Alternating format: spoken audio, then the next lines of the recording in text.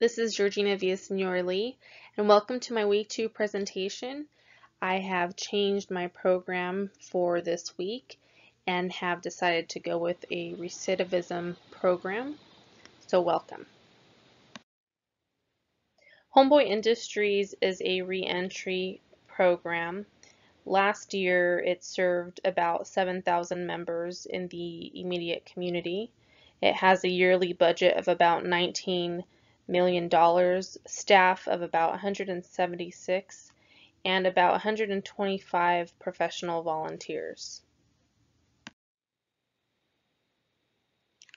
In 2015, there were 116,532 Part 1 crimes that occurred in the city of Los Angeles. Of those Part 1 crimes, 4,218 were gang-related crimes, and of those gang-related crimes, 2,288 were aggravated assaults. Now, Part 1 crimes are used as part of this classification system, which is the Uniform Crime Reporting Program that local law enforcement agencies use to report out statistics. And Part 1 crimes include murder, rape, robbery, aggravated assaults, burglary, kidnapping, motor theft, arson, so serious crimes like those. So the variables I've selected or developed, starting off with my dependent variable, which are gang-related crimes. This obviously can be quantified as we are able to obtain statistics through local law enforcement agencies, and they do so accordingly in providing the statistics. But what I did was define this as a crime committed by a member of a street gang, and such crimes would include and listed all the crimes that the LAPD reports out on. My first independent variable is also an interval ratio type. Actually, all my variables.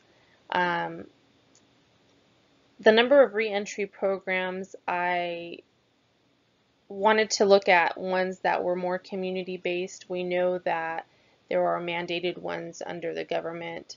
We know they exist, such as probation and parole, but this is looking more at your nonprofits.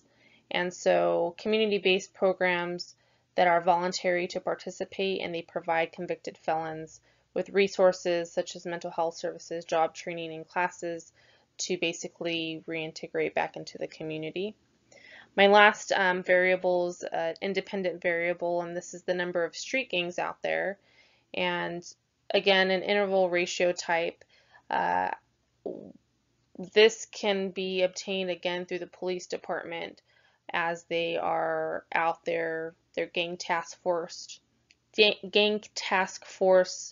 operations are out there, and they're able to identify certain gangs within the community, whether it's Bloods or Crips or MS-13s. I'm only getting this from TV shows, but the LAPD has a specific definition for a street gang, which I thought was good, and apparently there's not a uniform definition. So they've defined this as a group of individuals who may or may not claim control over a certain territory in the community and engage either individually or collectively in violent or other forms of illegal behavior. And actually, I found there was a city council report on a specific area within Los Angeles that I guess they were looking at specific gangs that were coming up, new ones. And so they wanted kind of like an analysis as to what these gangs were doing and how numbers were on the rise and have been on the rise. So number of street gangs would be definitely an independent variable on this for this program. Thank you for checking out my presentation. Have a blessed day.